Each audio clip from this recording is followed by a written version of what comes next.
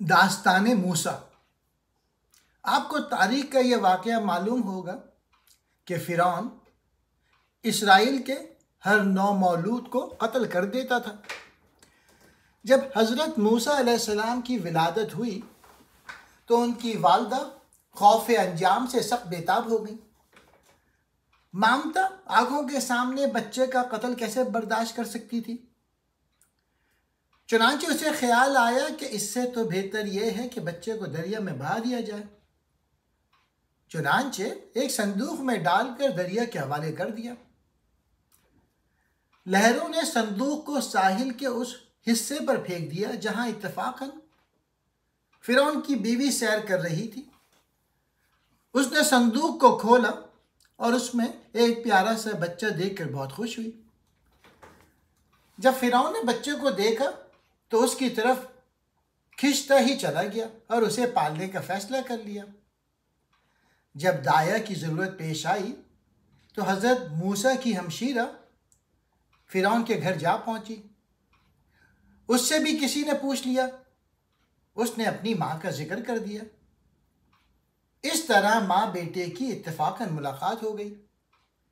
चूंकि मिस्र की फ़ज़ा बालिदगी रूह के लिए नामौजू थी और मूसा को वहाँ से निकाल कर मौजू माहौल में ले जाना मकसूद था, लिहाजा जहान मख्फी की मख्फी काउंसिल ने एक नया मंसूबा तैयार किया। एक रोज़ हज़रत मूसा अलैहिस्सलाम कहीं से गुजर रहे थे कि इत्तफाकन दो आदमी लड़ते हुए नजर आए। एक कदबी अस कबीला फ़िरौन था और दूसरा इसराइली। जब मूसा अलैहिस्सलाम ने देखा कि मगरूर कप्ती गरीब इसराइल को बेरहमी से पीट रहा है तो उन्होंने आगे बढ़कर कप्ती को एक घूसा रसीद किया कि वो वहीं ढेर हो गया। मूसा अलैहिस्सलाम खौफ पादाश से भाग निकले और मदियन में हज़रत शुएब अलैहिस्सलाम के यहाँ इत्तफाकन पहुँच गए। वो इस तरह के चलते चलते एक ऐसे मुकाम पे जा निकले जहाँ लोग रेवड़ों को पानी पिला रहे थे। वहाँ देखा कि दो लड़कियाँ काफ़ी अरसे से अपनी बारी का इंतज़ार कर रही हैं और उन्हें दूसरे गडरिये मौका ही नहीं देते। मूसा अलैहिस्सलाम आगे बढ़े और उनके रेवड़ को पानी पिलाया। इस सलूक से लड़कियां बहुत मुतासिर हुईं और कहने लगी कि हमारे घर चलिए। इस तरह हज़रत शुएब अलैहिस्सलाम और मूसा अलैहिस्सलाम की इत्तफाकन मुलाकात हो गई। मूसा अलैहिस्सलाम इस मर्द खुदा रसीदा के यहाँ कई बरस रहे, तहजीब व तस्किया की तमाम मनाजिल तय की और बिल आखिर इस मुकाम पर जहाँ पहुँचे जिस पर अल्लाह उन्हें फाइज करना चाहता था। इक़बाल कहते हैं, अगर कोई शुएब आए मयस्सर, शबानी से कलीमी दो कदम है। इस दास्तान की तमाम लड़कियां बज़ाहिर इत्तफाकन वाक़यात मालूम होती हैं। वालिदा मूसा के दिमाग में दरिया का ख्याल आया, दरिया का संदूक को साहिल पे फेंक देना, वहाँ फ़िरौन की बीवी का मौजूद होना, फ़िरौन का यह फ़ैसला करना कि बच्चे को पाला जाए, वहाँ मूसा का पहुँच जाना, कप्ती का एक घूसे से मर जाना, मूसा अलैहिस्सलाम का भाग निकलना, राह में शुएब अलैहिस्सलाम की बच्चियों से मुलाकात हो जाना और इस तरह शुएब तक और शुएब से कलमी तक पहुँच जाना, यह सब कुछ इत्तफाक नज़र आता है। लेकिन दर हकीकत ये तमाम वाक़यात इस प्लान मंसूबा का हिस्सा थे जो मख्फी काउंसिल ने तैयार किया था। यही कहानी अल्लाह की ज़बानी सुनिए। जब अल्लाह ने मूसा अलैहिस्सलाम को हुक्म दिया कि फ़िरौन के यहाँ जाओ तो मूसा ने कहा, ऐ रब, हारून को भी मेरे साथ भेज क्योंकि वो बड़ा फसीहुल इंसान है। इससे मेरी हिम्मत बढ़ेगी और हम मिलकर तेरी हम्द व सना के गीत गाएंगे। जवाब मिला, हम तुम्हारी दरख्वास्त मंजूर करते हैं। और सूरह तहा में है, हमने ये तुम पर दूसरा एहसान किया है। पहला एहसान उस वक्त किया था जब तुम्हारी वालिदा के दिमाग में ये तजवीज़ डाली थी कि बच्चे को संदूक में रख कर दरिया में बहा दो। फिर दरिया को हुक्म दिया कि संदूक को साहिल पे फेंक दो ताकि तेरा और मेरा दुश्मन यानी फ़िरौन संदूक को उठा ले। मैंने तुम्हारी शख्सियत में कशिश और मोहब्बत पैदा कर दी ताकि तुम्हारी परवरिश हमारी निगरानी में हो। वो वक्त भी याद करो जब तुम्हारी बहन फ़िरौन के घर जा पहुंची और कहने लगी, क्या मैं तुम्हें ऐसी दाया बताऊं जो इस बच्चे की अच्छी तरह देखभाल कर सके। इस तरह हमने तुमको तुम्हारी माँ के पास लौटा दिया ताकि उसकी आंखें ठंडी हों और उसकी बेकरारी सुकून में बदल जाए। तुमने एक आदमी को मार डाला था, हमने तुम्हें पादाश कत्ल से बचा लिया। हमने तुम्हें मुख्तलिफ अब्तलाओं में डाला, तुम मदियन में कई बरस रहे और इन तमाम मराहिल को तय करने के बाद उस मुकाम पर आ ही गए जहां हम तुम्हें लाना चाहते थे। मख्फी काउंसिल के इस तमाम प्लान का मकसद क्या था? यह सदर काउंसिल सुबहाना व तआला की ज़बान से सुनिए।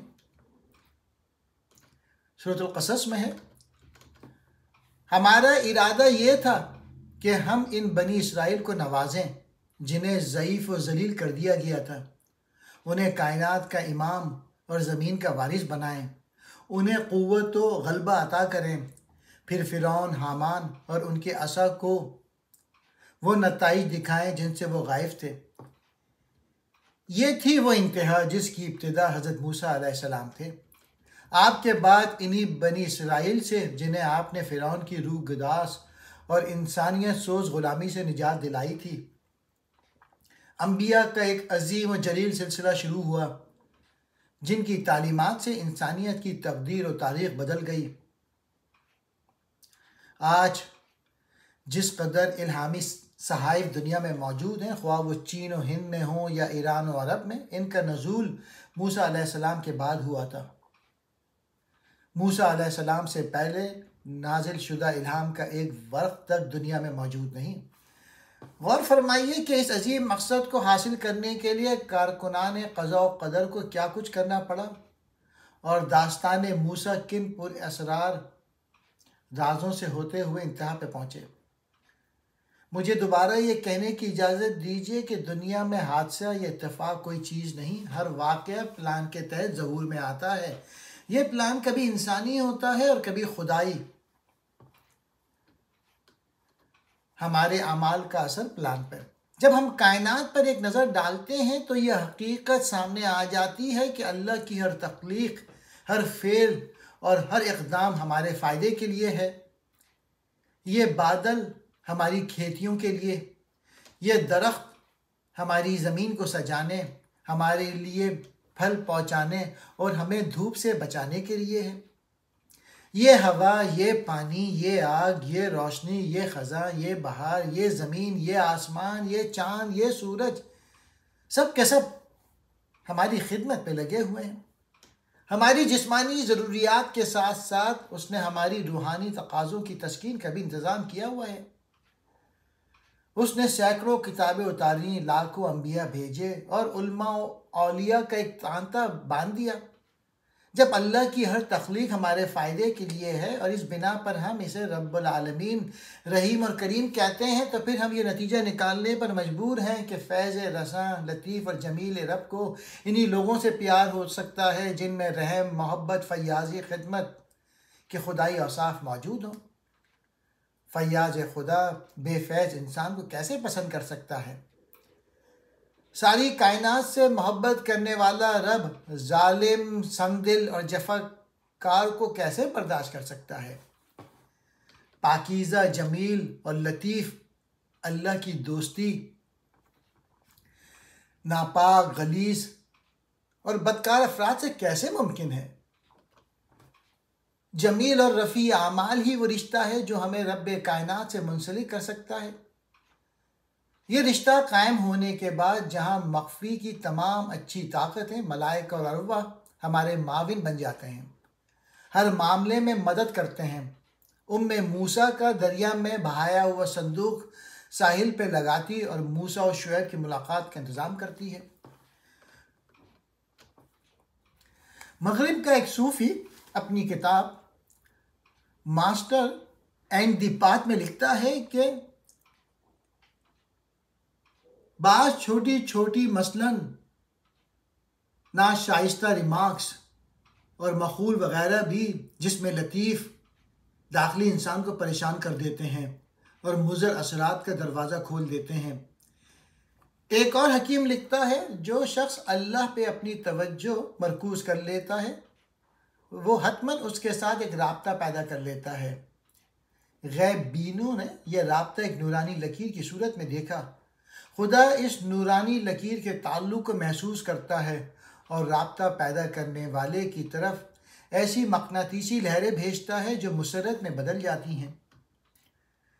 मैं यूँ महसूस करता हूँ कि अल्लाह के कुछ इनामात ऐसे हैं जो बराह रास्त हम तक आते हैं, मसलन बारिश, हवा, रोशनी वगैरह, और कुछ इंसानों की वसातत से हमें मिलते हैं, मसलन इल्म, मौसीकी, मोहब्बत वगैरह।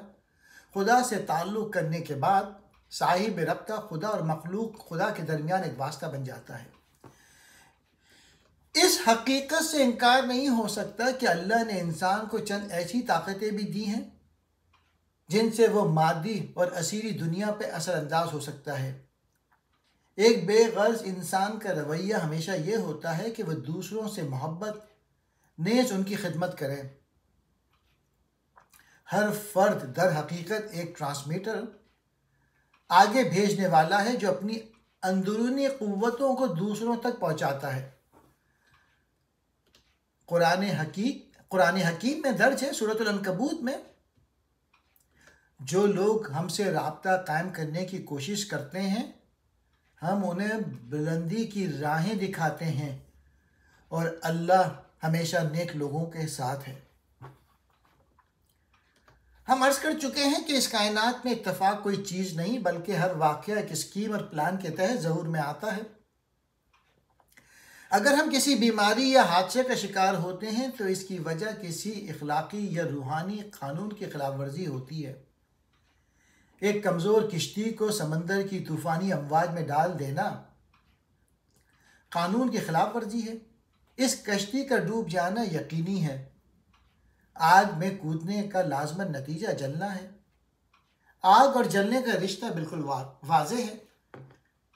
दूसरी तरफ इंसानी ज़िंदगी कुछ ऐसे हवादिस से भी दो चार होती है जहां आमाल और नताइज में कोई इलाका कायम करना दुश्वार होता है। फ़र्ज़ कीजिए कि एक दौलतमंद अपने असर रसूख की बदौलत कानून की गिरफ्त से बचता चला जाता है और फिर किसी न किसी मंजिल पर उस पर फालिज गिरता है। लोग यही कहेंगे इसे अपने करतूतों की सज़ा मिली, लेकिन ये बात कोई शख्स नहीं समझा सकेगा कि किस कायदे से फालिज की इल्लत बनी।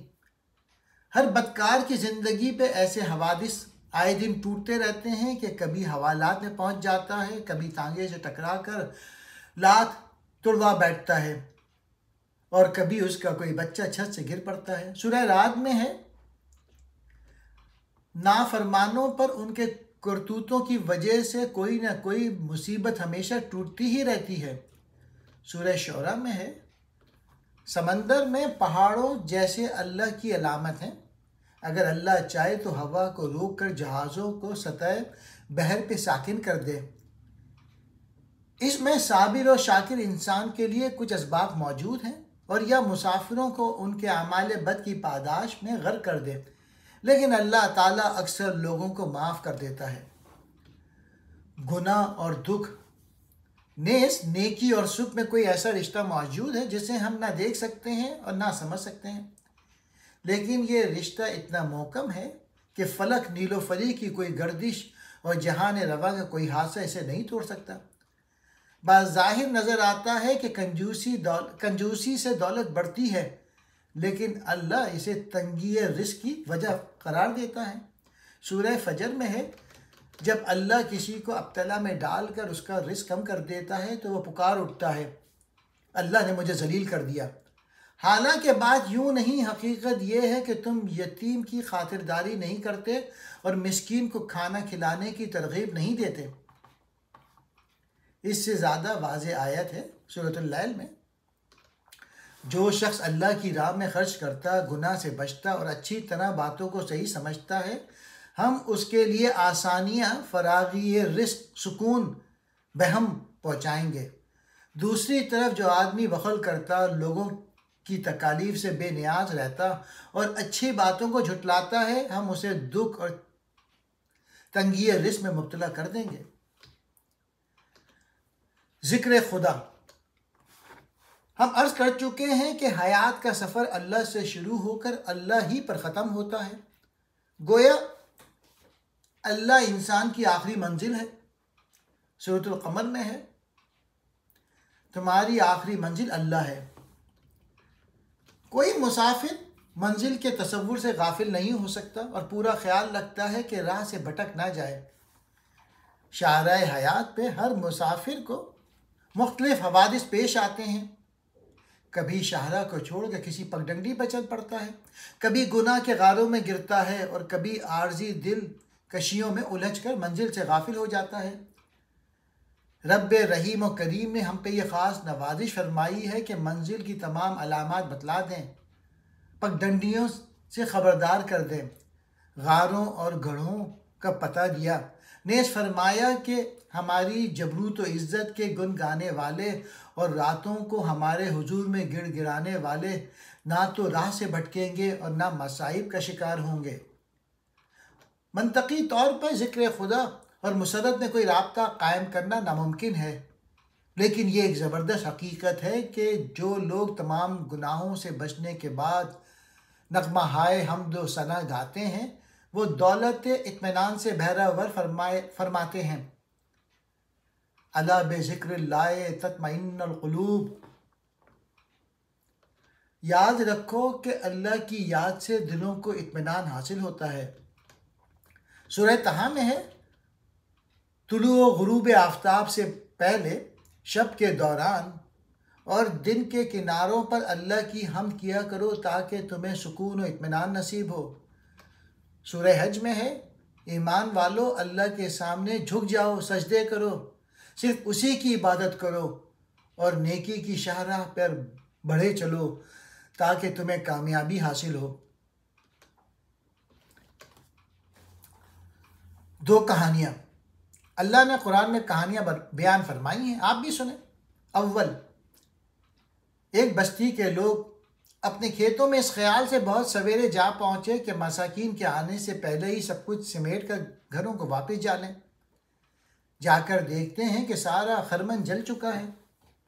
सूरतुल कलम में है, जब यह हालत देखी तो कहने लगे शायद हम रास्ता भूल के कहीं और आ निकले हैं। फिर कहने लगे उफ, हम लुट गए।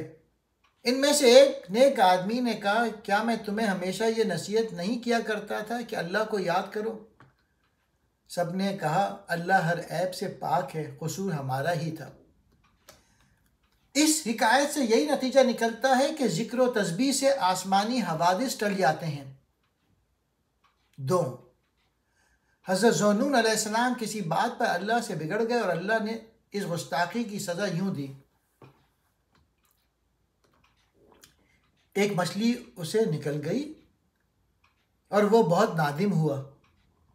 अगर वो हमारे सनाए ख़वानीन तस्बीह करने वालों में ना होता तो बतने माही में क़यामत तक रहता, लेकिन हमने उसे निकाल के मैदान पे फेंक दिया और वो बहुत निढाल था। कितनी अजीब बात है कि हज़रत यूनुस अलैहिस्सलाम ज़ुन्नून बतने माही से इस बिना पे निकल आए कि वो अल्लाह का जिक्र किया करते थे।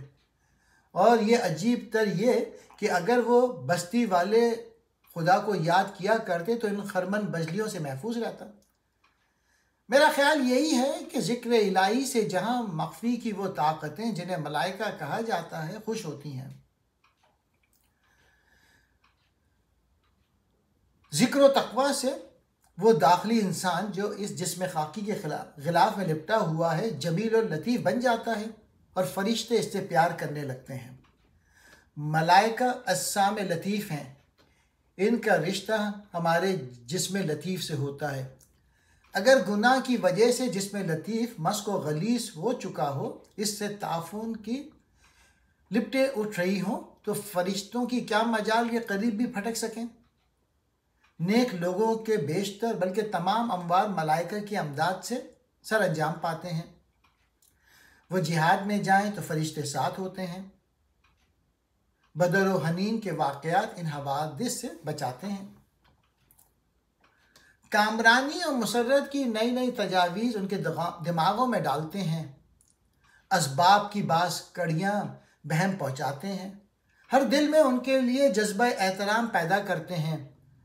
जो एहतराम रूमी, खय्याम, शम्स तब्रेज़, ख्वाजा अजमेरी, दाता गंज बख्श और बाहू को हासिल हुआ था, वो बड़े से बड़े शहंशाह व फातह को भी ना मिल सका। सोचने का मुकाम है कि इन बेनवा फ़कीरों को किस चीज़ ने महबूब आलम बनाया था। क्या उसकी वजह इल्म थी? क्या ये लोग फ्रॉइड, एडिसन और न्यूटन से ज़्यादा इल्म रखते थे? तो फिर फ्रॉइड क्यों रूमी ना बन सका? क्या उनकी मकबूलियत की वजह दौलत थी? तो फिर दाई लामा अजमेरी और शकरगंज के मुकाम क्यों हासिल ना हुआ? इन हजरात को दुनिया से रुखसत हुए कई सदियां गुजर चुकी हैं, लेकिन करोड़ों दिलों पर इनकी मोहब्बत का तख्त बसतूर बिछा हुआ है। और आज भी एक दुनिया इन राहों को चूम रही है जिनसे ये बेनवा कभी गुजरे थे। सहर खेजी, ये सहर खेजी ही वो इदारा है जहाँ रूमी और अत्तार ने तरबियत हासिल की थी, जिसके मुतालिक अल्लामा इकबाल ने फरमाया था, अत्तार हो, रूमी हो, राजी हो, गजाली हो, कुछ हाथ नहीं आता बे आहे सहर गाई।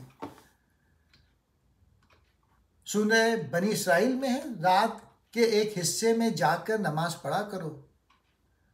हम बतौर सिला अनकरीब तुम्हें एक ऐसे मुकाम पर पहुंचा देंगे कि एक दुनिया उसकी तारीफ करेगी। एहतराम का ये मुकाम जलील शब खेजी के बग़ैर मैसर नहीं आ सकता।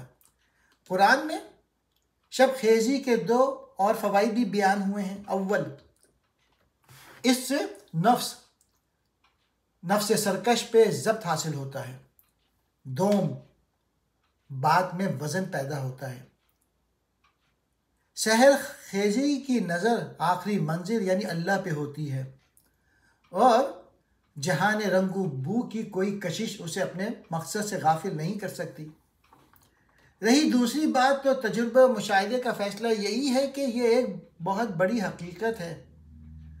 गुज़िश्ता 100 बरस में ना जाने कितने ही ऐसे शोरा और मुसन्निफ़ीन हिंद में पैदा हुए हैं कि नावलों, दीवानों और किताबों के अंबार लगाए गए, लेकिन इस दफ्तर से मायने को पढ़ने वाले ना उस वक्त मौजूद थे और ना अब हैं। तहरीर रूह की सदा है। अगर रूह मुफलिस व ज़ईफ़ हो तो उसकी सदा कौन सुनेगा? दूसरी तरफ रूमी और गज़ाली की तसानीफ़ में वो दिलकशी, हुस्न व वज़न है कि सदियों से ज़िंदा हैं और कर्नों तक ज़िंदा रहेंगे। उनके अदब में ज़िंदगी कहाँ से आई? उनकी रूह से, और रूह की तवानाई मिली शब खेजी से। सूरह मुज़म्मिल में है, शब बेदारी नफ्स को कुचलने के लिए बहुत मुफीद है, इससे बाद में वज़न भी आता है। आज पाकिस्तान के हर बड़े शहर में सैकड़ों शोरा और अदबा मौजूद हैं जिनके कलाम में परवाज़ तख़य्युल, लताफ़त मज़ामीन, हुस्न तशबीहात सब कुछ मौजूद है, लेकिन इन तमाम में एक भी हाफिज़, जामी, निज़ामी या इराक़ी नहीं मिलता। क्यों? इसलिए कि ये हज़रात इस इदारे सहर खेजी में दाखिल ही नहीं हुए, जहाँ से रूह को नम, जमाल, लताफ़त और क़ुव्वत मिलती है, और इसलिए इनके कलाम इस गुदास से खाली हैं जो हाफिज़ व सादी के कलाम का तुर्रा इम्तियाज़ था। अल्लामा इक़बाल को भी ये दौलत इसी मंबा से मिली। वो ख़ुद फरमाते हैं, न छूटे मुझसे लंदन में भी आदाब सहर खेजी। सुल्तान बाहू, बुल्ले शाह और बाबा फरीद को गुज़रे मुद्दतें हो चुकी हैं, लेकिन उनके कलाम का चर्चा कुछ बढ़ ही रहा है। देहात में घूमिए, मज़ारों में और पीराने तरीक़त की गद्दियों पर जाइए, मीलों की सैर कीजिए, हर जगह ऐसे मुतरिब मिलेंगे जो इन हजरात का कलाम गा रहे हैं। जवाब एक ही है कि सैर खेजी की बदौलत। अगर ये बात ना होती तो तबरेज़ और शिराज और लाहौर और दिल्ली से अब तक हज़ारों रूमी पैदा हो चुके होते। हालांकि कैफियत यह है, न उठा फिर कोई रूमी अजम के लाला जारों से, वही आबो गिले ईरान, वही तबरेज है साकी। सूरह फातिर में है, पाकीज़ा कलाम आमाले साले के पर लगाकर अल्लाह की तरफ उड़ता है। जिस सीरत की बुनियाद तक़वे की मोहकम चट्टान पे डाली जाए, वो खैर फयाजी की एक मुसलसल और गैर मुहिम एजेंसी बन जाती है। ये सीरत बाद अज़ मौत भी जिंदा रहती है और सहराए अबद पर नकूश कदम छोड़ जाती है। इंसान महदूद और फ़ानी है, रूह गैर महदूद और लाफ़ानी। रूह की लज्जत में डूबने वाले लोग हुदूद ज़मा और मकान को तोड़कर फ़ानियों बेकरार बन जाते हैं। नहीं साहिल तेरी किस्मत में ए मौज, उछल कर जिस तरफ चाहे निकल जा।